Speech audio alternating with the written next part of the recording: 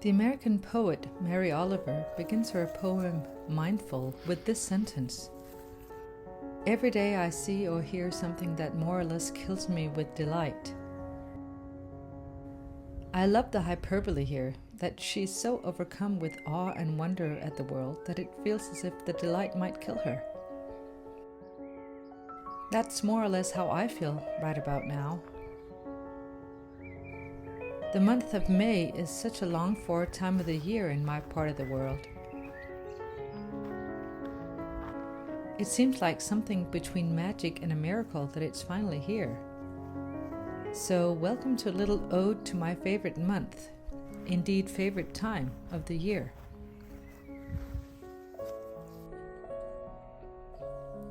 The lilacs are in bloom, and I find myself sticking my nose and face into clusters of them almost daily right now. It's one of my favorite flowers and favorite smells, and has been since I was a child. And the sound of the blackbirds is the ultimate harbinger of summer to me. They always sit alone in a treetop or on the roofs of houses. Their song is one of the most uplifting sounds I know. Since I'm not originally from the island that I live on, I'm grateful for friends who have more knowledge of some of its hidden treasures, and who will sometimes suggest that we go visit one of these places.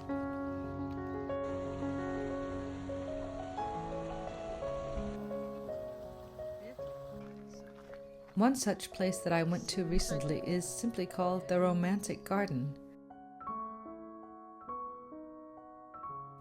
And as it's only some 15 kilometers from my house, I wonder why I had never heard of it.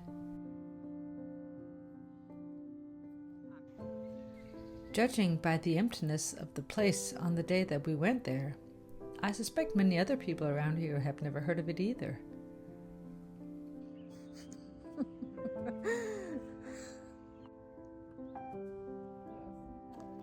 I went to the Romantic Garden with my friend Mitte on an overcast day, where there was a bit of rain, and it suited the garden perfectly, we felt.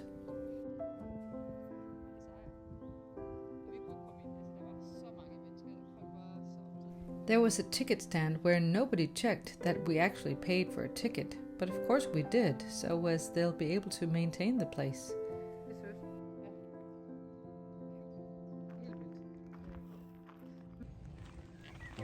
It was so idyllic and peaceful, and we decided to go back at a later stage, where other flowers and shrubs will be in bloom.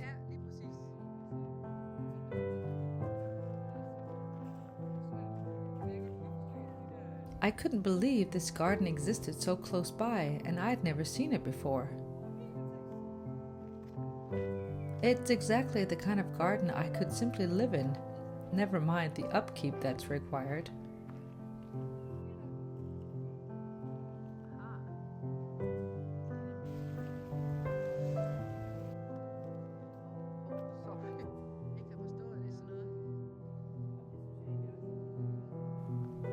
My friend had just been to Paris, so we talked about topics ranging from the recent French election, her son's new girlfriend, to our current knitting projects, and also tried to identify some of the plants and flowers that we passed.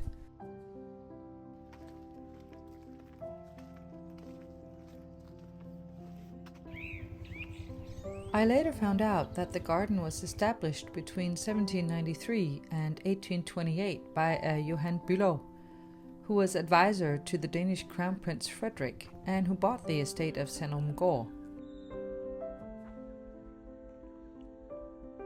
He was inspired by, amongst others, Horace Walpole's essay on modern gardening from 1771 and Hirschfeld's Theorie der Gartenkunst, as well as Rousseau and Voltaire. At his funeral, they put a shovel on his coffin, as had been his wish, instead of the various royal orders that he had. A gardener to the last. I felt uplifted after visiting this beautiful garden, and grateful that the month of May wasn't over just yet. Right about then, it was Mother's Day, and I was delighted and surprised when my youngest daughter went and bought me flowers.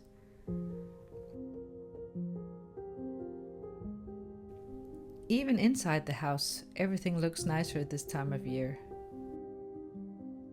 The garden almost becomes an extension of the living room, and it's a blessing to look out at green things every day, regardless of the weather.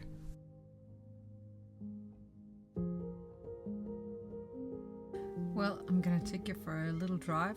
I was actually in this so-called romantic garden the other day with a friend, but of course I couldn't really film any of the drive there because that would have meant recording with her in the car and all sorts of things. It's often like that when I'm with other people. It just becomes too weird if I have to film at the same time. Also, it was actually raining a little that day, so I figured I'd go back today and try to capture some of the rapeseed fields that are in bloom right now and that look really beautiful, and they're very much a part of the Danish summer landscape, even though it's still spring. We're still on the main road here, a relatively small main road, but just to show you that we don't only have quaint country roads here. Far from it. We have lots of motorways too, filled to the brim with cars. I just try to avoid them whenever possible, and I don't imagine filming them would bring a whole lot of joy to the world, including myself. So, there you see one of the many rapeseed fields that are in bloom right now. It's such a welcome sight. So this is where we make a turn and leave the beaten track, as it were, the main road at any rate. Even though we took my car to the garden the other day, it was my friend who gave me directions, and we chatted the whole way, as you might imagine, and I didn't really pay attention to where we were going. So I'm wondering at every turn here which way to go.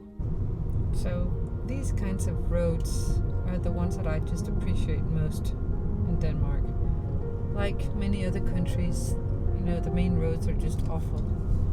Even in England, in southern England, where I've driven around a lot, I hate the freeways or the motorways, and I just love the little country roads like these ones. And here you've got the rapeseed fields on either side, as well as what appears to be newly planted trees.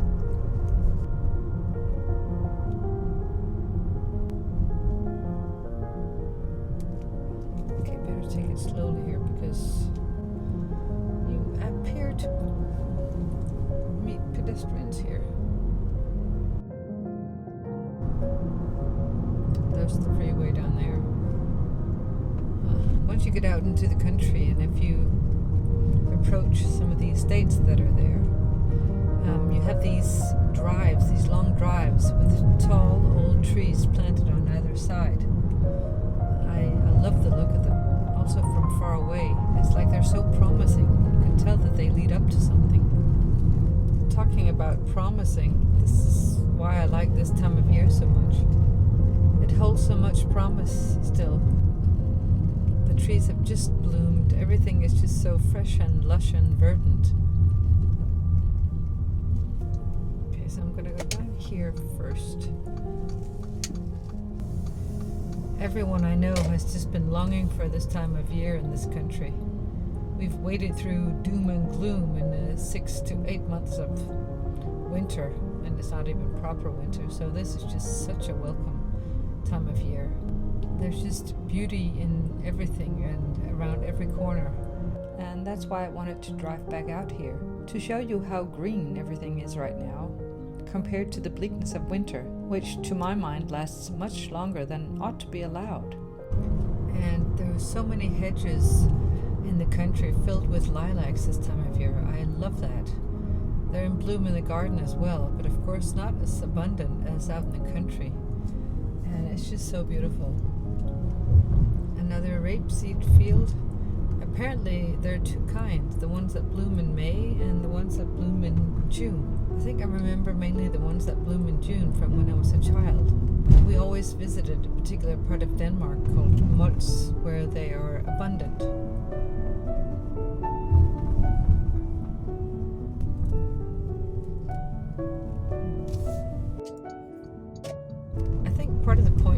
was not just to go directly to that garden, but simply to take you for a drive, because the country just looks so much better and so different this time of year compared to some of the winter drives I've gone on. Sometimes in the middle of winter, if we watch a film that takes place in Denmark that was filmed during the summer, we sort of gasp and we just can't believe it's ever going to look like that again. And then once it's like that again, like now, we almost forget to take it in and really appreciate it.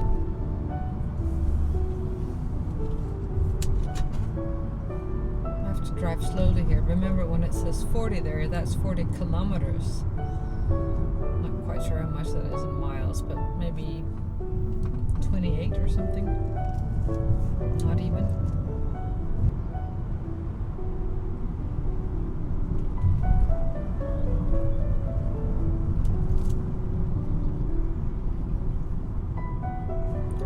Bed and breakfast on the left there, so you can actually stay the night in this little village if you want.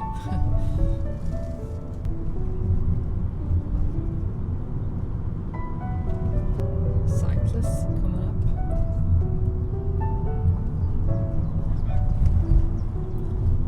Middle-aged men in really tight jerseys. Okay, I've turned the car around and we're going back because I think I was getting a little far away.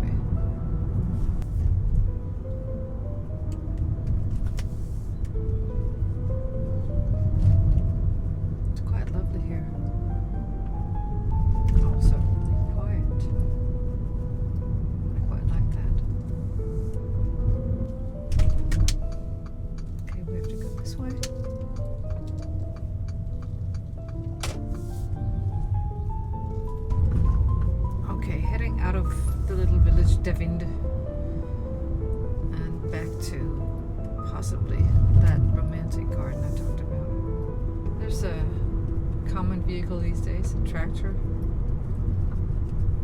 And further down, I have to say, is a rather uncommon one on these particular roads, a three-wheeler. So I haven't been able to filmed that much these past few days because last Friday it was a holiday in Denmark called Store Bededag, which is it literally means a great prayer day or a big prayer day, where previously, I mean it's existed for many hundreds of years, but previously people were meant to pray and fast, and so the night before we eat these wheat buns in order to deal with the fast the following day. Of course, nobody does that anymore. It's just a holiday. Nobody has the fast, I mean. But we went to my nephew's birthday in Jutland, so the Friday that I usually spend editing was sort of taken out of that program, so I couldn't do that. And that's fine, but meant I couldn't really do any of that. This is literally out in the middle of nowhere. So this is the place that I visited with you last week, where there was a bit more rain. This was just to show you part of the drive leading up to the place. It's really lovely, but it costs a bit of money to get in. Because of course they do need to take care of it, and that's fair enough. I think I'm gonna turn around right here.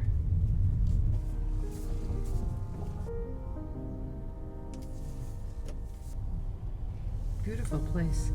I have to say, I think the architecture of the main building is kind of German looking. It's not typical for Denmark.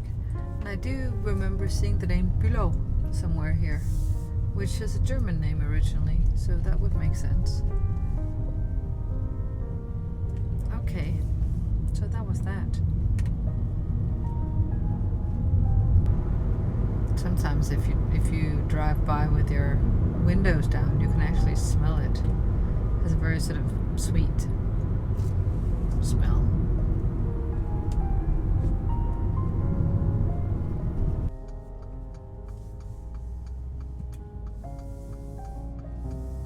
So back on the main road now, but hopefully not for long. The lilacs there on the right. Lovely. Ah, the daisy root on the right.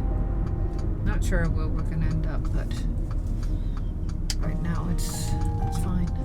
We'll go exploring a little bit.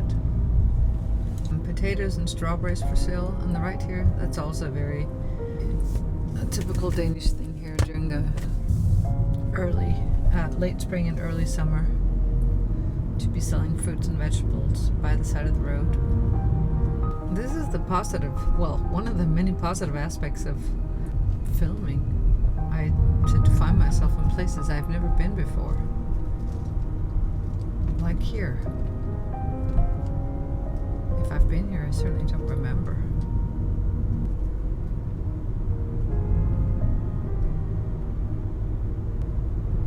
There's the church. Classical white village church. And the daisy route is this way, so we'll take that. Oh my goodness. There's lots of lilacs here. Wow.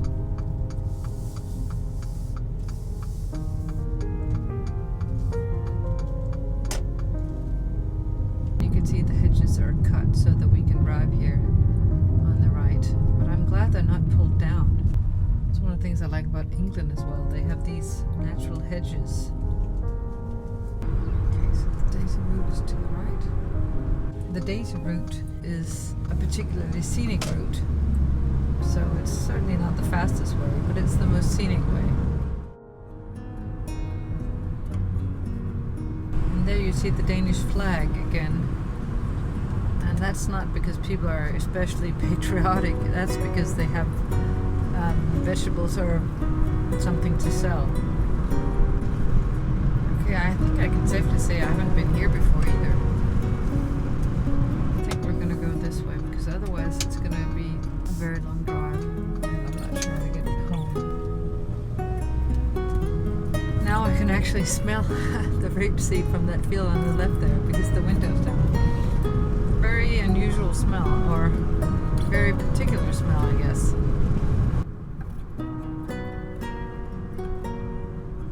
I wonder why one doesn't do this more often. You know, just head out into the country and just go down certain roads that look inviting, even though we haven't been there before. Maybe especially if we haven't been there before, because then we're bound to see something new. Especially this time of year, it's just so nice for the eye to pick up on all the green. I think I've read research where it indicates that you just take some of the stress out of you if you're stressed. Okay, here we've got huge chestnut trees lining the road now. So I'm heading back to Odense now. Otherwise this video would have been way too long. So I think this is our final little drive for today.